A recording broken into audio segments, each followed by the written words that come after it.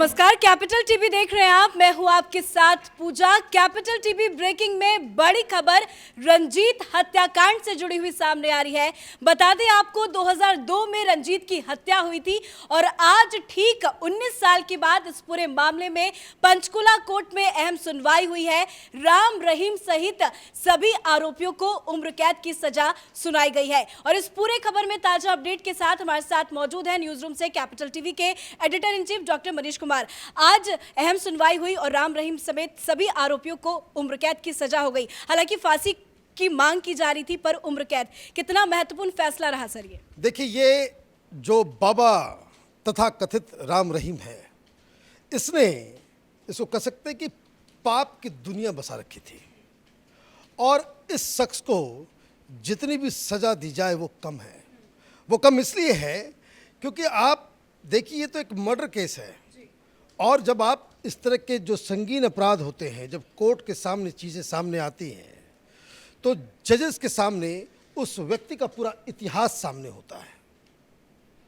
इस शख्स ने हिंदुस्तान के संविधान, कानून व्यवस्था, हिंदुस्तान की परंपरा और कई सारे धर्मों के साथ इसने मजाक किया। ये खुद को एक बहुत बड़ा मसीहा, पता नहीं सन ऑफ गॉड कहता था, लव चार्जर कहता था। और जो फिल्म एक बनी है आश्रम वेब सीरीज, वो बेसिकली इसकी ही कहानी से प्रेरित है। कौन सी अय्याशी इसके डेरे में नहीं हुआ करती थी। मीडिया ने पूरी चीज़ों को दिखाया और मैं आपको बता दूं, हम लोग उस अर्ली सबसे पहले राम रहीम के खिलाफ स्टोरी करने वाले लोगों में से हैं, उन जर्नलिस्टों में से हूँ जिन लोगों ने 12 साल पहले इसके खिलाफ स्टोरी हमने करना शुरू किया था जब लड़कियां गायब होने लग गई थी। उस वक्त मैं इंडिया टीवी में हुआ करता था, बहुत सारे रिपोर्टर्स हुआ करते थे। रिपोर्टर्स को ये लोग किडनैप कर लिया करते थे और किसी तरीके से ये सारी चीज़ें हुई हैं और अब धीरे धीरे ये पाप का घड़ा जो है वो भरता हुआ दिख रहा है और इन लोगों की सज़ा जो है बिल्कुल ये सही सज़ा है। और ये सज़ा इसलिए भी ज़रूरी है कि कोई भी दूसरा बाबा, साधु, संत जो धर्म के नाम पे धंधा करते हैं, इस तरह की काली दुनिया, एक इसको कह सकते हैं कि पाप की नगरी बनाने की कोशिश करते हैं, उन लोगों को भी इसका खौफ होना चाहिए कि तुम राम रहीम की तरह तुम्हारी भी ज़िंदगी जो है वो सलाखों के पीछे बीतेगी। हालांकि ये वही शख्स है जिसके सामने सारे पॉलिटिकल पार्टीज़ के जो लीडर जो है इसके बाबा के पैरों में गिर जाते थे और वहीं से उसको शक्ति मिलती थी। तो ये हिंदुस्तान का ये जो पॉलिटिकल क्लास है, ये सबसे बड़ा विलेन है।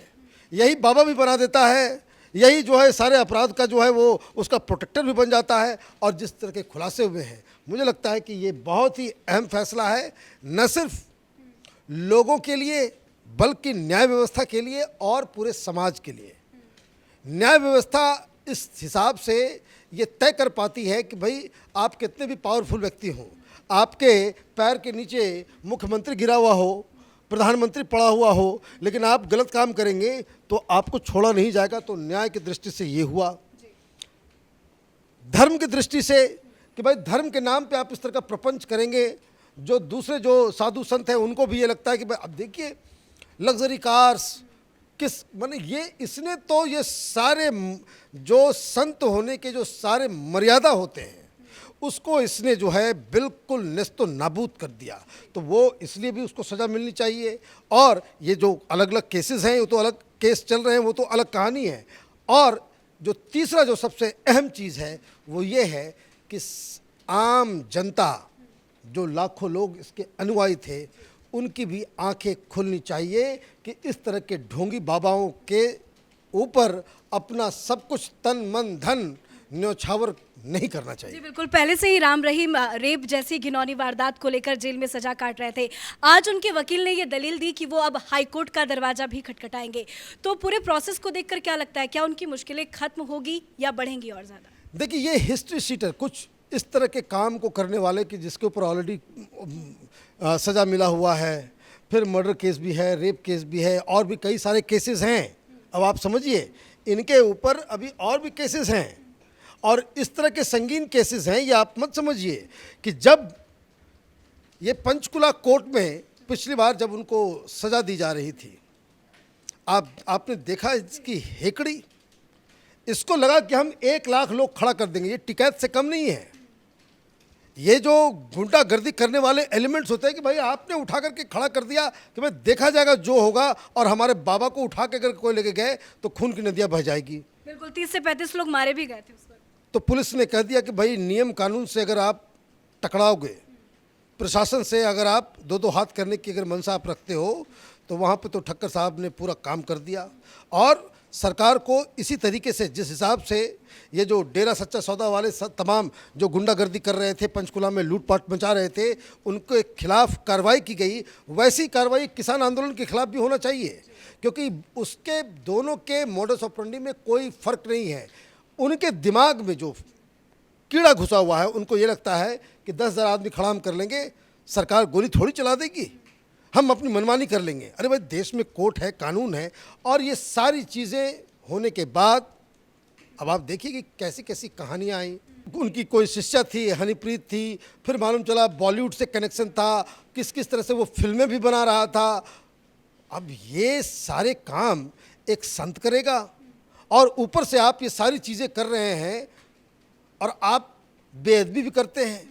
सिखों को आपने जो है वो नाराज़ कर दिया, आप उस तरह के ड्रेसेस पहनने लग गए, उस तरह का तमाशा आपने करने लग गए।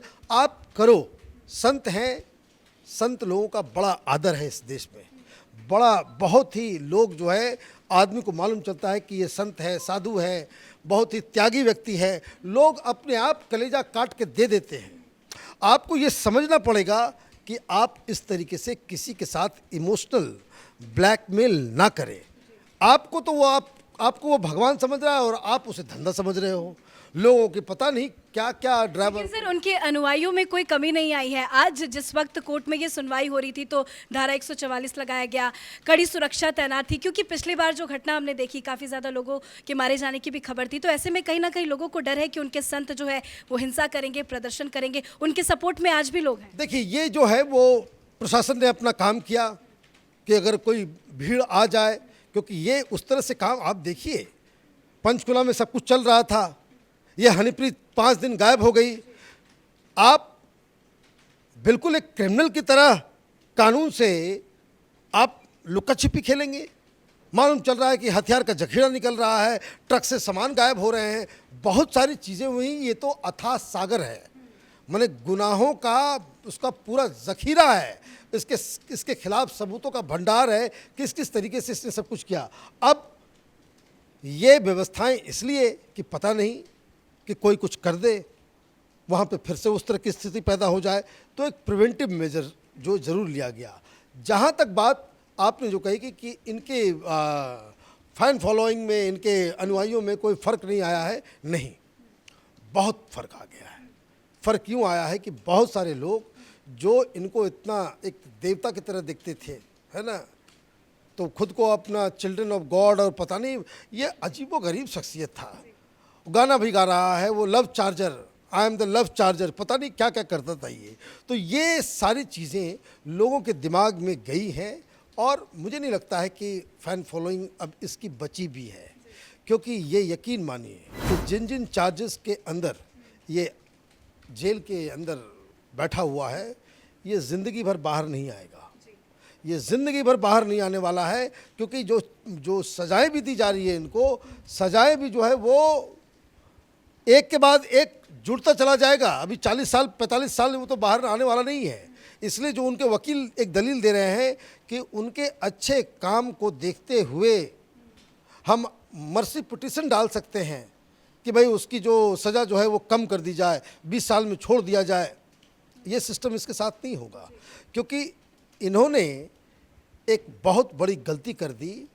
पंचकुला में कोर्ट के फैसले के बाद जो इनके अनुयायियों ने, गुंडों ने जो तमाशा किया, वो लक्ष्मण रेखा क्रॉस करने वाली बात थी, इसलिए सज़ा हो रही है। और ये एक चीज़, किसी भी धर्म का कोई इस तरह का धार्मिक नेता हो, कोई इस तरह के नियम कानून को तोड़ने की कोशिश करता है, इसी तरीके से उम्र कैद और फांसी की सजा मिलनी चाहिए। चलिए, बहुत बहुत शुक्रिया सर ताजा अपडेट देने के लिए। तो रंजीत हत्याकांड को लेकर आज पंचकुला के हाई कोर्ट में सुनवाई हुई और कोर्ट में सुनवाई के दौरान एक अहम फैसला लिया गया। राम रहीम समेत 5 आरोपियों को उम्र कैद की सजा सुनाई गई है। तो वहीं राम रहीम को 31 लाख और बाकी आरोपियों से 50-50 लाख जमा देने की भी बात कही गई है और जो पैसे आएंगे वो रंजीत के परिवार तक भी कोर्ट ने ऐलान किया कि पहुंचाए जाएंगे। इस खबर पर हमारी नजर बनी हुई है। कैमरा पर्सन अशोक के साथ मैं पूजा, कैपिटल।